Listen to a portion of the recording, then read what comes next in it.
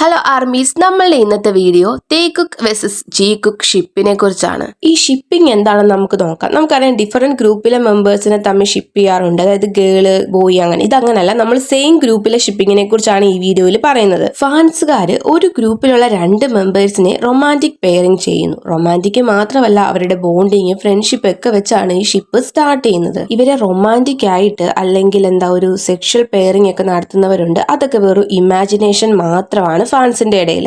ഇത് എപ്പോഴും ഒന്നും റിയാലിറ്റി ബേസ്ഡ് പോലും അല്ല. ഫാൻസ് ഐഡോൾസിന്റെ ഇന്ററാക്ഷൻസ് ഒക്കെ കണ്ട് ഇൻസ്പയർ ആയി ഷിപ്പ് ചെയ്യാറുണ്ട്. പിന്നെ അവരുടെ സെക്ഷുവാലിറ്റിയെ പറ്റി പറയുവാണെങ്കിൽ നമ്മൾ ആരും അതിനെപ്പറ്റി പറയാൻ വേണ്ടിയുള്ള ആൾക്കാരല്ല. അവർ അതിനെപ്പറ്റി ഓപ്പൺ ആക്കി പറഞ്ഞിട്ടുമില്ല. ചിലരൊക്കെ അടിച്ചേൽപ്പിച്ചവരെന്നൊക്കെ പറയുന്നത് കണ്ടിട്ടുണ്ട്.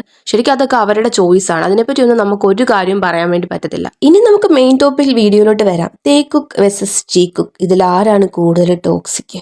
ഇതിൽ ആരാണ് കൂടുതൽ റിയൽ? ഈ ടോക്സിക്കിന്റെ കാര്യം പറഞ്ഞപ്പോൾ ഞങ്ങൾക്ക് തന്നെ അനുഭവം ഉണ്ടായിട്ടുണ്ട്. അതൊന്ന് ഷെയർ ചെയ്യാം. നിങ്ങൾക്ക് ഇതുപോലത്തെ അനുഭവം ഉണ്ടെങ്കിൽ നിങ്ങളും കമന്റിൽ ഷെയർ ചെയ്യുക. കുറച്ച് നാൾ മുമ്പ് നമ്മളൊരു വീഡിയോ ചെയ്തിട്ടുണ്ടായിരുന്നു. വിയും ജങ്കുക്കും സൊജാങ്കിനെതിരെ ഒരു കേസ് കൊടുത്തതിന്റെ ആയിരുന്നു. അത് ആർമീസ് എല്ലാം അറിയാൻ ആഗ്രഹിച്ച ഒരു ന്യൂസ് ആണ്. അതിൽ വരെ ടോക്സിക് ഷിപ്പേഴ്സ് കമന്റ് ഇട്ടിട്ടുണ്ടായിരുന്നു. ആ വീഡിയോയിൽ എന്താണുള്ളത്?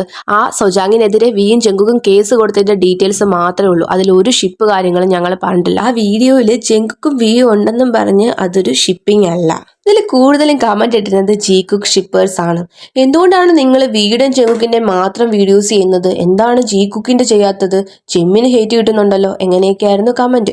കൂടാതെ ചിലര് ഞങ്ങളെ ബ്ലെയിം ചെയ്യുകയാണ്. അവര് ശരിക്കും പറഞ്ഞാൽ അവർ ഇൻഡയറക്ട്ലി അവർ ശരിക്കും ജി കുക്ക് ഷിപ്പേഴ്സ് ആണ്. എന്നിട്ട് അതിന്റെ അടി കൊണ്ട് കമന്റ് ഇട്ടിരിക്കുകയാണ്, നിങ്ങൾക്ക് ഈ വീനെ ജങ്കുക്കിനെ ഷിപ്പ് ചെയ്യുന്ന സമയം കൊണ്ട് നിങ്ങൾക്ക് സ്ട്രീം ചെയ്തൂടെ, അല്ലെങ്കിൽ അവരുടെ അപ്ഡേഷൻ അല്ലാതെ ഇട്ടൂടെ എന്നൊക്കെയാണ് ചോദിക്കുന്നത്. ആ വീഡിയോ ഫുൾ കാണാതെ കുറച്ച് കോമൺ സെൻസ് ഇല്ലാത്തവരായിരിക്കും ആ കമന്റ് കൊണ്ട് ഇട്ടത് തന്നെ. ഞങ്ങൾ ഷിപ്പ് ചെയ്യുന്നെന്നും പറഞ്ഞു. ഇതിൽ തേക്കുക്ക് ഷിപ്പേഴ്സ് രക്ഷപ്പെട്ടെന്ന് കരുതണ്ട കേട്ടോ. അവർക്കുള്ള എക്സാമ്പിൾ അടുത്തത് വരുന്നുണ്ട്. അടുത്ത നമ്മുടെ നെക്സ്റ്റ് എക്സ്പീരിയൻസ് പറയാം.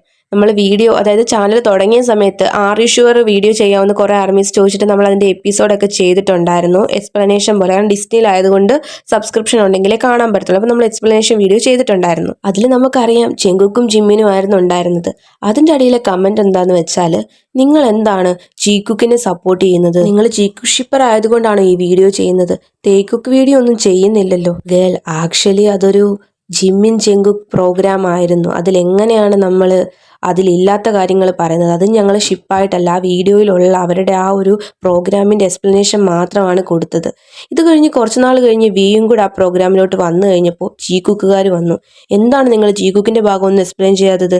വിയും ജങ്കുക്കും മാത്രമുള്ളത് ചെയ്യുന്നത്.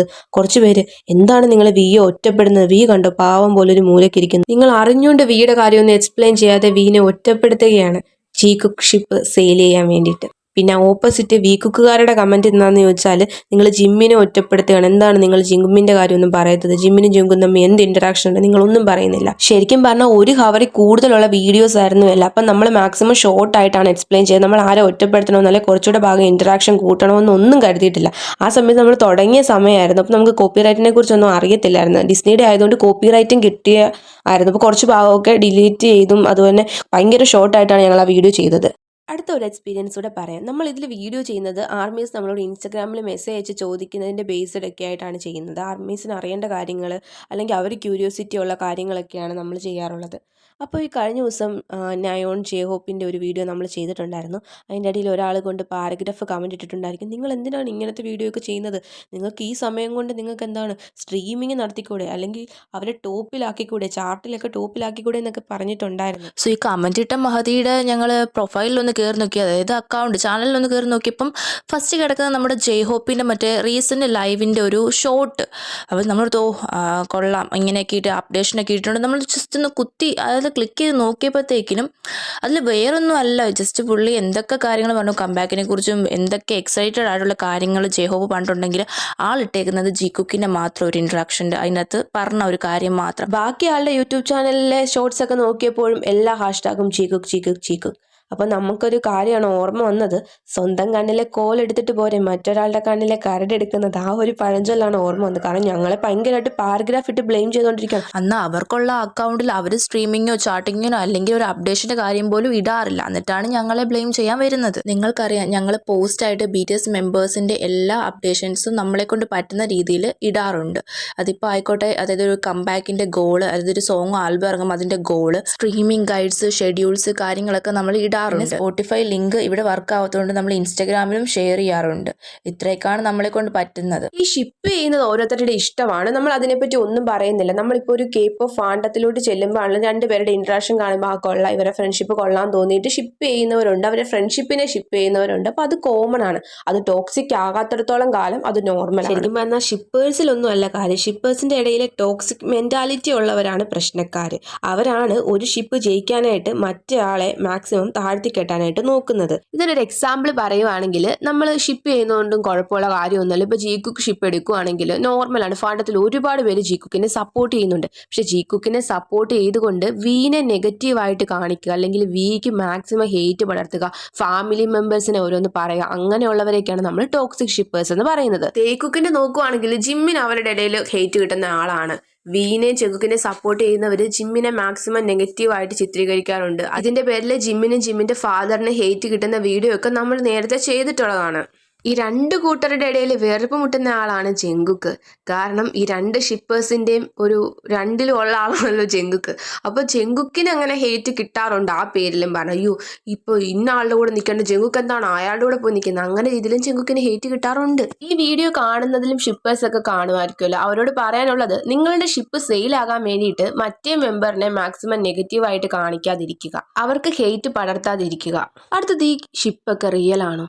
തേക്കുക്ക് റിയൽ ആണോ, അല്ലെങ്കിൽ ജീക്കുക്കാണോ റിയൽ? നമുക്ക് സത്യം പറഞ്ഞാൽ ഇതൊന്നും അറിയത്തില്ല. ഇവരുടെ സെക്ഷുവാലിറ്റി അറിയത്തില്ല. ചിലരിങ്ങനെ ഇരുന്ന് പറയുന്ന കേട്ടിട്ടുണ്ട്, ഇവർ ഗേ ആണ്, ബൈസെക്ഷൽ ആണ്, സ്ട്രെയിറ്റ് ആണ്. നമുക്ക് അതിനെപ്പറ്റി ഒന്നും അറിയില്ല. കുറച്ച് നാൾ കഴിയുമ്പോൾ ഇവർ കല്യാണമൊക്കെ കഴിക്കുമായിരിക്കും. അപ്പം നമുക്ക് അറിയാൻ പറ്റും. ചിലരൊക്കെ ഇരുന്ന് ഇവരുടെ സെക്ഷുവാലിറ്റിയെ പറ്റിയൊക്കെ പറയുന്ന കേൾക്കുമ്പോഴത്തേന് തോന്നിയിട്ടുണ്ട്, BTS മെമ്പേഴ്സ് ഇവരുടെ വീട്ടിൽ വന്ന് പറഞ്ഞു കൊടുത്തതാണോ അതോ ഫോൺ വിളിച്ച് പറഞ്ഞു കൊടുത്തതാണോ എന്ന്. അപ്പോൾ ആർമീസ്, നമ്മൾ ഈ വീഡിയോ ചെയ്തത് എല്ലാ ഷിപ്പേഴ്സിന് വേണ്ടി മാത്രമല്ല, കുറച്ച് ടോക്സിക് ആയിട്ടുള്ള ഷിപ്പേഴ്സിന് വേണ്ടിയിട്ടാണ്. നിങ്ങൾക്കിത് കേൾക്കുമ്പോൾ അറിയാലോ നിങ്ങൾ ടോക്സിക് ആണോ അല്ലയോ എന്ന്. എല്ലാവരും അങ്ങനെയുള്ളവരല്ല, നമുക്ക് അറിയാവുന്ന കാര്യമാണ്. അപ്പോൾ ആ ടോക്സിക് ആയിട്ടുള്ളവർക്കെങ്കിലും മനസ്സിലാകാൻ വേണ്ടിയിട്ടാണ് നമ്മൾ ഈ വീഡിയോ ചെയ്തിരിക്കുന്നത്. ആർമീസ്, നമുക്ക് എല്ലാവർക്കും അറിയാവുന്ന കാര്യമാണ്, BTSൽ വേറെയും ഷിപ്പുകളൊക്കെ ഉണ്ട്. പക്ഷേ ഈ രണ്ടെണ്ണമാണ് കൂടുതൽ ടോക്സിക്കിൽ ഒന്നാമതും രണ്ടാമതൊക്കെ ആയിട്ട് നിൽക്കുന്നത്. അതുകൊണ്ടാണ് നമ്മൾ ഇതിനെപ്പറ്റി വീഡിയോ ചെയ്തത്. ബാക്കിയുള്ളതിനെപ്പറ്റി വീഡിയോ ചെയ്യണമെന്നാണെങ്കിൽ കമന്റ് ചെയ്യണേ. ആർമീസ്, നിങ്ങൾക്ക് എന്താണ് ഇതിനെപ്പറ്റി തോന്നുന്നത്? ഞങ്ങൾ പറഞ്ഞതൊക്കെ ശരിയായിട്ട് തോന്നുന്നുണ്ട്? എന്തായാലും നിങ്ങൾ കമന്റ് ചെയ്യുക. നമുക്ക് നെക്സ്റ്റ് വീഡിയോയിൽ കാണാം. Bye armies.